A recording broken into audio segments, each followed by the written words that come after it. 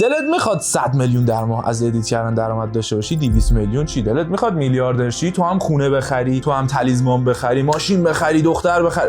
پس بذار یه مژده‌ایو بهت بدم. قرار نیستش تو پروژه اولت حتی بیلاخ گیرت بیاد. اینا حرفایی ان که پکیج فروشا میزنن و شمایی که مثلا تازه داری ادیتو یاد میگیری، بعد با خودت اینجوری که اوکی، از اون اولش که من ادیت کردن رو یاد میگیرم، شروع کنم به پول درآوردن ها. و براتون سواله که چجوری میتونم اولین کارفرما پیدا کنم و اولین پولمو از ادیت در بیارم. پس من امروز اومدم بهتون یه رمز و رازی رو بگم و من یه مسیریو از وقتی که شروع کردم به یاد گرفتن ادیت و در حدی ادیت رو یاد گرفتم که بتونم یه ویدیو رو بسازم تا وقتی که اولین مشتریمو گرفتم طی کردم. و توی این مسیر یه استراتژی رو استفاده کردم که قراره توی این ویدیو کامل بهتون بگم. پس این ویدیو رو تا آخر نگاه کن. بریم سراغ ویدیو.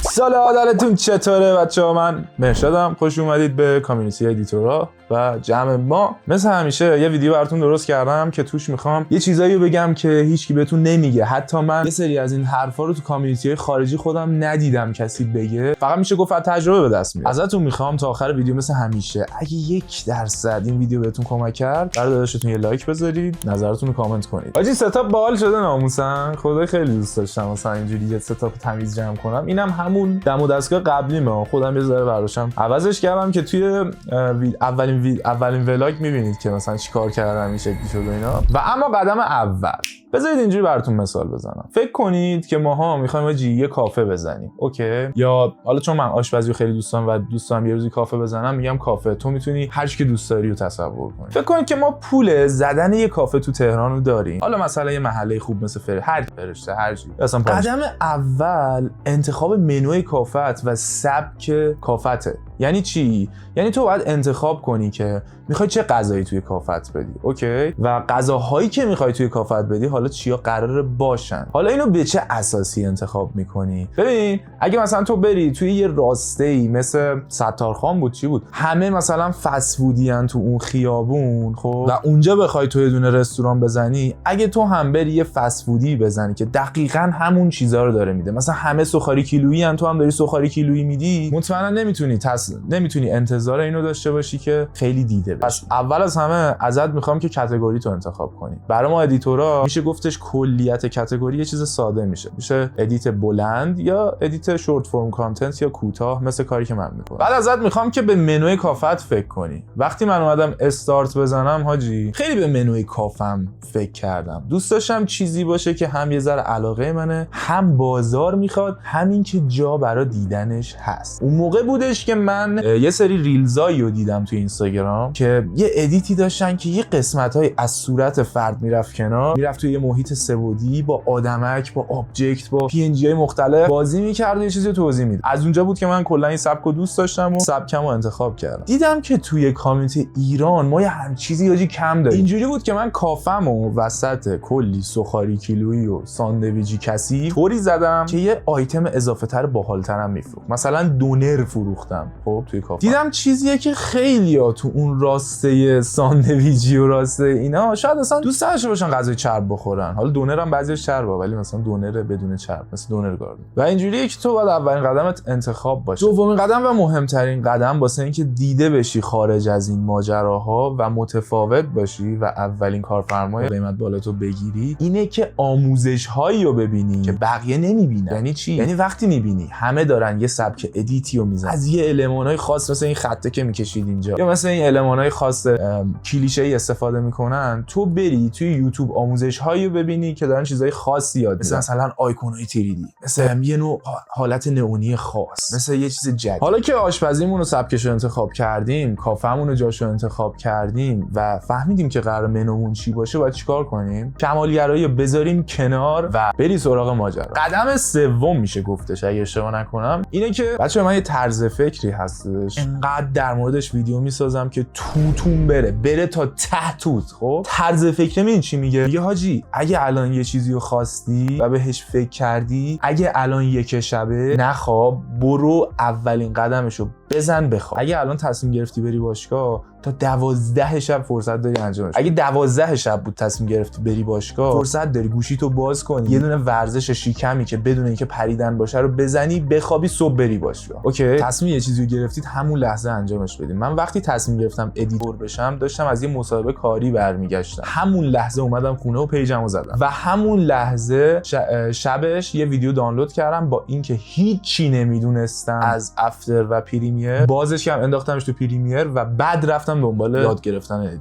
پس اولین قدمت اینه که یه راشه خام دانلود کن، خب، از هر جا و پیج تو بزن و توی این پروسه ازت میخوام که کمالگرایی نکنی. یعنی اصلا داغون ترین عکس تو بزن، پیج تو بزن با اسم ابوالفضل 17851 و یه پیج آماده داشته باش، یه راشه خام آماده داشته باش. آماده این باش که کافتو باز کنی و شروع کنی به ساختن غذاها و سرو کردن. یکی از مهمترین قسمت‌ها که همتون توش مشکل داری وقت شروع کردن، اونم اینه که میافتی توی یه لوپ. خب میگی آقا من نمونه کار ندارم چون مشتری تا حالا نداشتم، مشتری ندارم الان چون تا به حال نمونه کاری نداشتم بهش نشون بدم بگم بلدم ادیت کنم. اینجا باید چیکار کنم؟ چند تا راه داری که دونه دونه بهت میگم و میتونی انجام. فرض کنیم که ما کافه‌مون رو زدیم، همه چیش هم میدونیم و یه کافه داریم بدون غذا و یخچالای خالی. حالا می‌خوایم یخچالاشو پر کنیم که اگه مشتری اومد بتونیم بهش سرو کنیم. قدم اول که همه بهتون گفتن و اینم میتونید انجام بدید اینه که راشای خامی که همه جا وجود داره، مثل همین راشایی که همه جا هستین، آشپزا و نمیدونم فکر کنم اهورانیازی و اینا بود که همتون دیدید تو پیجای مختلف فلانو کامنت کن بگیر و استفاده کنید که این یه شمشیر دولبه است. الان بهت میگم اگه خیلی تازه شروع کردی و چیز خاصی بلد نیستی و از این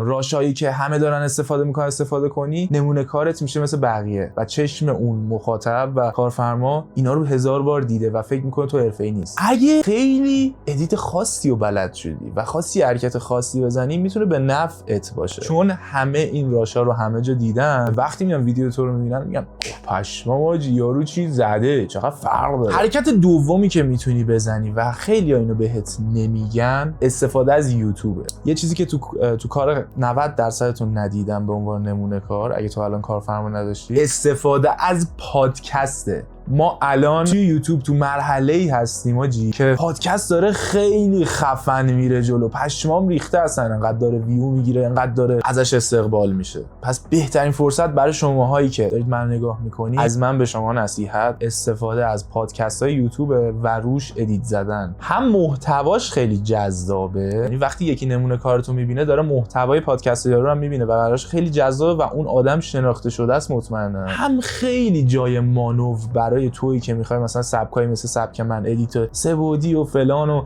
تاکینگ هد بزنی، خیلی جای ادیت باحالی داره. حرکت سوم که حاجی این فوت کوزه‌گری من بود از اول کار، اینه که کانتنت ساده بقیه رو دانلود کن، چه از اینستا چه از یوتیوب، روش یه ادیتی بزن که پشمای طرف ببینه اگه دیدش. مثلا من اون اول که شروع کردم نمیخواستم راشه خام بقیه رو استفاده کنم، رفتم تو اینستا گشتم یه پیجی پیدا کردم به اسم اوتو دیوا بود، نمیدونم چی بود، واسه ماشین همینجوری اومد توی اکسپلور، دیدم که چه ویدیوهای قشنگی داره ولی حتی ساب تایتل هم نداره. بعد شروع کردم ویدیوشو دانلود کردم، روش ادیت زدم و پستش کردم و وقتی یاجی پستش کردم تگش کردم یارو و یارو فکر کن اینجوریه که یه روزی پا میشه میبینه که همون پستی که خودش ساخته گذاشته توی پیجش رو یه نفر ورداشته چه ادیتی زده گذاشته و تگش کرده. این دقیقاً با یه حرکت 2-3 تا تیرو زدنه، یعنی هم برات نمونه کار میشه، هم وقتی یه نفر رو تگ میکنی خب مطمئنا توجهش رو جلب میکنی دیگه، میبینه و احتمال اینکه بهت پیام بده بالای 50% که آقا بیا با هم کار. و این بهترین روش اینه که تو توجه یه نفر رو جلب کنی، بهش بگی که میخوای من ادیتورت باشم و نمونه کارت هم باشم. در واقع هم ترای کردی که یارو رو توجهش جلب کنی، هم نمونه کارت شده. اگه هم توجهش جلب نشد چه کاریو هیچ وقت نکنید. به نظر من هیچ وقت تا وقتی که حالا پیجتون به یه حدی نرسیده، خودتون به یه حدی نرسیدید، یا اینکه یه سازمان نشدید، یا اینکه مثلا یه تیم سیلز و فروش نداری، نرید مستقیم تو پی وی ملت بهشون بگید میخوای ادیتورت بشم، میخوای ادیتورت بشم. خفن ترین، با پرستیژ ترین و حرفه‌ای ترین حرکت اینه که اگه ادیتور شورت فرم کانتنت مثل من، محتوای کوتاه هستی، بری دانلود کنی، خودت ادیت بزنی بدون اینکه یارو بدونه و یارو تگ کنی براش بره. اگه یارو یارو ندید یا مثلا ادیتور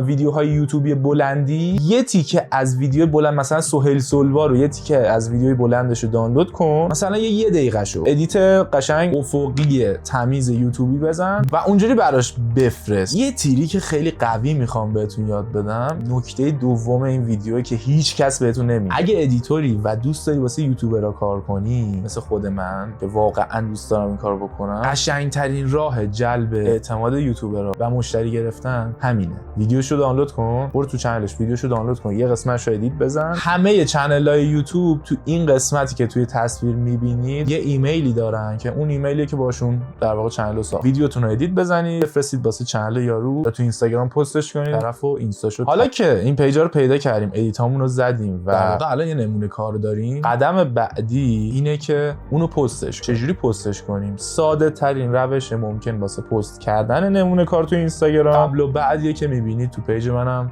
دیدید و تو پیج همه بچه‌ها دیدید. و اما چیزی که باعث شدش من واقعا دایرکتام هر روز منفجر بشه از پیام و کارفرما همین نکته است. میخوام خوب توجه کنید. بچه‌ها تجربه 5 ماه استراتژی‌های مختلف چیدن منه و ریدم دهن تک تک پکیج فروشا به خاطر اینکه هیچ کدومشون ندیدم به این حتی مثلا اشاره کنن. خب اینجاشو میخوام دلی بهتون بگم، از رو اسکریپت نمیخوام. اسکریپت همین پشتای برمیگردم نگاه میکنم، نگاه تو تلگرام نوشتم برمیگردم میخونم که یادم نره چی میخوام بگم. وقتی من شروع کردم خب من همیشه حاجی دوست داشتم که کانتنت کریئتور باشم، دوست داشتم تولید محتوا کنم. ولی تویی که شاید دلت نمیخواد تولید محتوا کنی و میخوای ادیتور بشی، خب تو ذهنت اینجوریه اوکی من ادیت میزنم میذارم تو اینستا، قبل و بعد دیگه یه قبل و بعد هر روز پست میکنم تو اینستا، یا روزی 2 تا پست میکنم یا روزی 3 تا پست میکنم، یه خفن ترینتون این میشه دیگه. ولی این تو ذهن هیچ کدومتون نمیاد که من به جز ویدیوهای نمونه کارم بیام تولید محتوا کنم. اصلا چرا من باید تولید محتوا کنم؟ اینستاگرام اینطوری کار میکنه. ببین یه واقعیتی هست، اونم اینه که اگه تو صرفاً فقط و فقط ویدیوهای قبل و بعد بذاری تو اینستا، قرار نیستش که ویو زیادی بخوری، قرار نیستش که کلی کارفرما بیاد رد بشه کاراتو ببینه، قرار نیستش که بهتون قد شانس داده بشه برای دیده شدن، چون هیچ کسی نمیشینه ویدیوهای قبل و بعد تو رو 0 تا 100 رو ببینه، شیر کنه، بفرسته، بعد میشه گفت باشه ارتباط اونجوری برقرار کنه. پس من میخوام یه فرمولی رو بهتون بگم که خودم تا امروز دارم ازش استفاده میکنم و همیشه جواب داده. اونم اینه که ببین ویدیوهای نمونه کار ما خب مثل یه عکس میمونه، مثل یه پوستری میمونه، اون کافمون که داشتیم بهش فکر میکردیم که بزنیم. ما میریم این پوسترها رو میذاریم جاهای مختلف شهر. یعنی چی؟ یعنی داریم هی نمونه کار پست میکنیم. حالا ما باید با یه روشی یه کاری کنیم که این همه آدم که داره مثلا از یه خیابون رد میشه، مثلا این خیابونایی که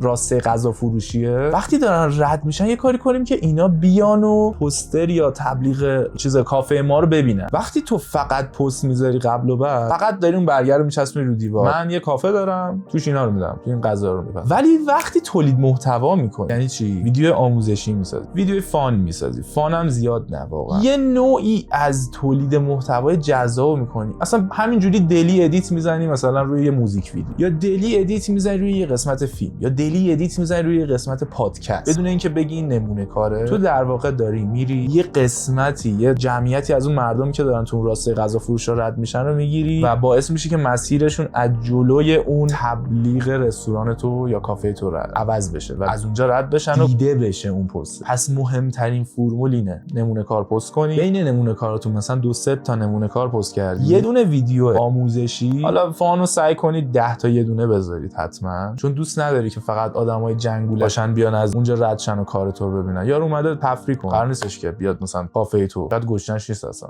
بنزین دیده شدن شما و نمونه کاراتون تولید محتوایی که میتونید بین این کاراتون انجام بدید. بهتون قول میدم اگه این مراحل رو درست پیش برید، بدون کمالگرایی، بدون فکر اضافه و سعی کنید هر روز بهتر بشید، به جای اینکه سعی کنید یه ویدیو رو عالی کنید، سعی کنید هر روز 1% ادیتتون رو بهتر کنید. قول میدم که تا حالا این خیلی بستگی داره به سطح دانش شما، چند هفته یا چند ماه نهایت بعد از شروع یاد گرفتن ادیتتون، اولین کارفرماتون همونطوری که به من پی ام داد توی دایرکت به شما هم پی ام بده. یا اگه از قبل ادیت میکردی با این حرکت و اضافه کردن تولید محتوا کاری کنی که کارفرماها 10 برابر بشن و تو هم بتونی قیمت تو ببری بالاتر و اولین کارفرما گرون تو بگیری. اینجاست که میگه اوکی اگه اولین مشتری من اومد بهم پیام داد چطوری باید باهاش صحبت کنم که بتونم بیشترین پولو بگیرم و مشتری من نپره. اصول مذاکرهش چیه؟ دوست داری بدونی؟ این ویدیو 200 تا لایک بخوره براتون 0 تا 100